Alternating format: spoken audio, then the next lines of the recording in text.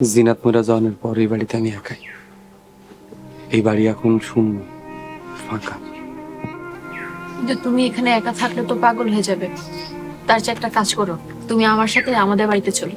ওখানে গিয়ে তোমার কোনো কাজ করা লাগবে না, তুমি আমাদের বাড়ি মেহমান হয়ে থাকবে। এটা সম্ভব না আপামনি। সাহেব, তুমি আব্বাকে কথা দিয়েছিলে তুমি সবসময় আমার পাশে থাকবে, তাই তুমি আমার অনুরোধ ফেলে দিতে পারো না। আমি হুজুরে কথা দিছিলাম, আপনার গায়ে আঘাত আসার আগে আমার গায়ে আঘাত আইব। আপনার দুঃসময় আপনার পাশে থাকুন। আশা করছি তুমি তোমার কথা রাখবে। চলো এখন আমার সাথে। আপনার এখন সুসময় আপামনি। আপনি এখন ইউনিয়নের চেয়ারম্যান, আপনার এখন অনেক ক্ষমতা। এই সাহেবের এখন আপনার দরকার নাই, এখন লোকমানই যথেষ্ট। সাহেব, তুমি যদি এই বাড়িতে একা একা থাকো তাহলে তো পাগল হয়ে যাবে, শুধু শুধু কষ্ট বাড়বে তোমার।